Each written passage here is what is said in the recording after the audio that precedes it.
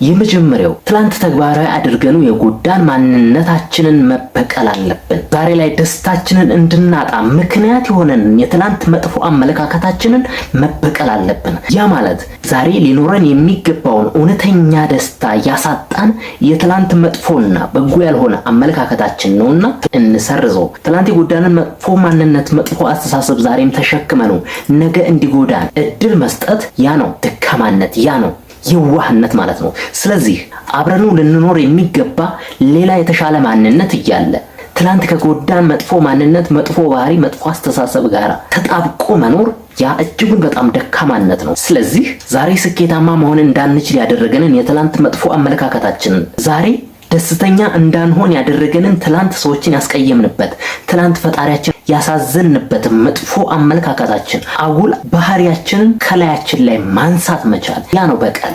እውነተኛ የህይወት በቀል፣ ነጋችንን ሊያበራ ነጋችንን የደስታ ሊያደርግ የሚችል በቀል ማለት ያ ነው እንጂ ሰዎችን ከመንገድ ማስቀረት፣ ከጉዟቸው ማሰናከል ያ አይደለም አስፈላጊው በቀል። ይህ አይነቱና ብዙዎቻችን ተግባራዊ የምናደርገው የበቀል አይነት ምንድነው? ነጋችንን የሚያጨልም፣ ነጋችንን ተስፋ የሚያስቆርጥ፣ የነጋችንን ደስታ ሊያበላሽ የሚችል በቀል ላይ ነው የምንሰማራው። ከዚያ ይልቅ እጅና እግራችንን አስሮ የያዘንን፣ ስኬታማ እንዳንሆን አስሮ የያዘንን፣ ደስተኛ እንዳንሆን አጉል የሚያደርገንን መጥፎ ማንነታችንን፣ መጥፎ አመለካከታችንን ዲስሚስ ማድረግ አለብን። ያ ነው እውነተኛ የህይወት ጠቃሚ በቀል። የመጀመሪያው ነው። ሁለተኛው በቀለኛ ልትሆንና እልህኛ ቁርጠኛ ሆነ ልታጠቀው የሚገባው ትላንት እናትክን ያስለቀሳትን፣ አባትክን አንገቱን ያስደፋውን ድህነትን ተበቀል። ትክክለኛ የህይወት በቀል ጠቃሚና አስፈላጊ በቀል ማለት ያ ነው። ቤተሰቦችህን ከሰዎች በታች ያደረጋቸው፣ ከጎረቤቶቻቸው እኩል ደስታ እንዳያገኙ ያደረጋቸውን እናት አባትክን ዘወትር በሐሳብ በጭንቀት በብስጭት ሲብሰለሰሉ እንዲኖሩ ያደረጋቸውን ድህነትን ተበቀለው። በቀል ማለት ያ ነው። እውነት ለመናገር የብዙዎቻችን አትኩሮትና ለመበቀል የምንጥረው የምናባክነው ፎርስ የሚጠቅመን ነገር ላይ ሳይሆን ይልቁንም ትላንት የተጎዳንበትን የምንበቀለው ነገም ዳግም እንድንጎዳ፣ ትላንት አንድ ቤተሰባችን ተጎዳ፣ ያን የጎዳውን አካል ጎድተን እኛም ነገ የምንጎዳበትን ሁኔታ ነው የምናመቻቸው። ነገር ግን ትክክለኛ ጠቃሚው በቀል ያ አይደለም። ገብቷችኋል? ስለዚህ በቻልነው ልክ በቻልከው ልክ ተደማጭነት የሚኖራቸው ቤተሰቦች እያሉ ገንዘብ ስለሌላቸው፣ ድህነት ስለያዛቸው፣ ማጣት ስላጠቃቸው ብቻ ተሰሚነታቸውን አጥተዋል። በጊዜው ያንን የምትበቀልላቸው አንተ ነህ። ማንን? ድህነትን ማለት ነው። በቀል ማለት ይሄ ነው። ትላንት ያሳዘናቸውን ድህነት ወዲያ ጥሎ ነገ እንዲስቁ ማድረግ መቻል ያ ነው ስኬት። ያ ነው እውነተኛ በቀል ማለት ነው። ሶስተኛ ስንፍናህን ተበቀለው። ዛሬ ከሰው በታች እንድትሆን ያደረገህን፣ ከጓደኞችህ ያሳነሰህን፣ ፍሬ አልባ እንድትሆን ያደረገህን፣ ለቤተሰቦችህ ኩራት እንዳትሆን ያደረገህን ወይንም ወኔ ቢስ እንድትሆን ያደረገህን ስንፍናህን ተበቀለው። ያ ማለት ተሸክመው ዘላለም አትኑር ነው። በስንፍና ምክንያት ፍሬያማ ሳይሆን ፍሬ አልባ ነው የሆንከው አይደል?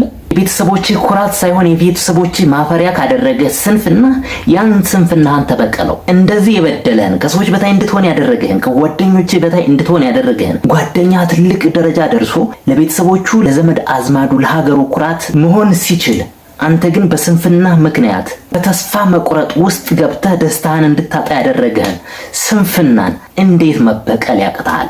ስለዚህ ዳግም ነገህን ሊያበላሽ የሚችለውን ስንፍናን ተበቀለው። ስኬታማነት ማለት እድል ነው የሚለውን ስንፍናን ተበቀለው። ማንተ ያለውን እንጀራ ይሻግታል እንጂ ማንም አይበላውም እያለ የሚተርተውን የስንፍናህን አስተሳሰብ ተበቀለው። አራተኛ አለማወቅህንና ድንቁርናህን ተበቀለው። ባለማወቅህ ምክንያት የቀሩብህ ብዙ ነገሮች አሉ። ማግኘት የነበረብህ ብዙ ነገሮች አሉ። ደስተኛ መሆን እንድትችል የሚያደርጉህ ነገሮች ላይ አልተገኘህም። ዋይ? እውቀቱ ስለሌለ ወይንም ደግሞ ልትሰራው የምትፈልገውን ስራ መስራት ሳትችል ቀርተሃል። ለምን? እውቀቱ ስለሌለ። ለምሳሌ የንግድ ዓለምን መቀላቀል ፈልገህ ነገር ግን እንዴት መነገድ እንዳለብህ አታውቅም። ባለማወቅህ ከማዘን ይልቅ ባለማወቅህ ከመበሳጨት ይልቅ ያን አለማወቅህን ለማሻሻል ያን አለማወቅህን አስወግደህ ለመጣል መታተር፣ ሌት ቀን መትጋት አለብህ። አለማወቅህን መበቀል ስትጀምር ማወቅ ትጀምራለህ። ድንቁርናህን ማስወገድ ስትችል፣ ስለ ስራው ማወቅ ስትችል፣ ስለ አንድ ነገር ለማወቅ ኢገር በሆንክ ቁጥር አለማወቅህን እያጠፋው ትሄዳለህ። ስለዚህ ከሰዎች የሚደርስብህን የበታችነት፣ በህይወትህ የሚደርስብህን በህይወትህ የሚገጥምህን ማጣት፣ መቸገር፣ ደስታ ቢስ መሆን ማስወገድ ትችላለህ ማለት ነው። አለማወቅህን መበቀል ስትችል፣ ድንቁርናን መበቀል ስትችል። አምስተኛና የመጨረሻው ስሜታዊነትህን መበቀል አለብህ። ትላንት ባላሰብከው ነገር ራስህን ማሸነፍ ሲኖርብህ ማሸነፍ አቅቶህ ዛሬ ላይ ሆነ ስታስበው በጣም የሚጸጽቱ ትላልቅ ጉዳዮች አሉ።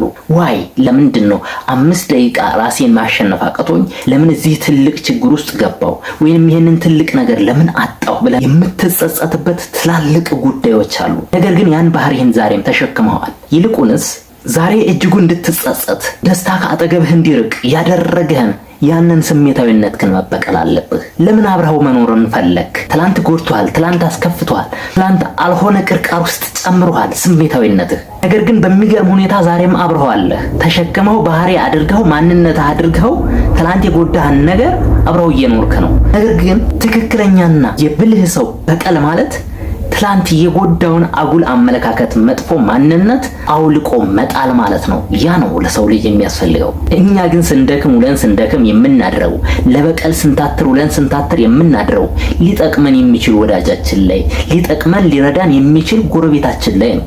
ህይወታችንን ሊቀይር የሚችል ነገር ላይ ከማተኮር ይልቅ ህይወታችንን ነገ ሊያጨልም የሚችል ነገር ላይ እናተኩራለን።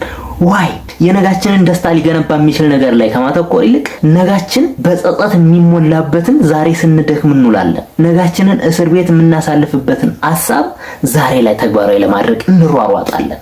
ለምንድን ነው? ከዛ ይልቅ ነጋችንን ሊያሳምር የሚችል ነገር ላይ ዛሬ መስዋዕት መሆን፣ ነጋችንን ደስተኛ ልንሆንበት የምንችል ሐሳብ ላይ ዛሬ መውጣት መውረድ መድከም። ያ ነው ለሰው ልጅ የሚያስፈልገው። ያ ነው ለእኔና ለእናንተ የሚያስፈልገው።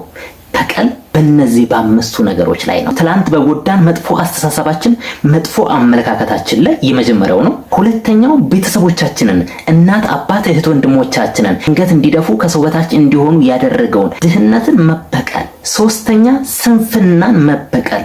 አራተኛ ድንቁርናንና አለማወቅን መበቀል።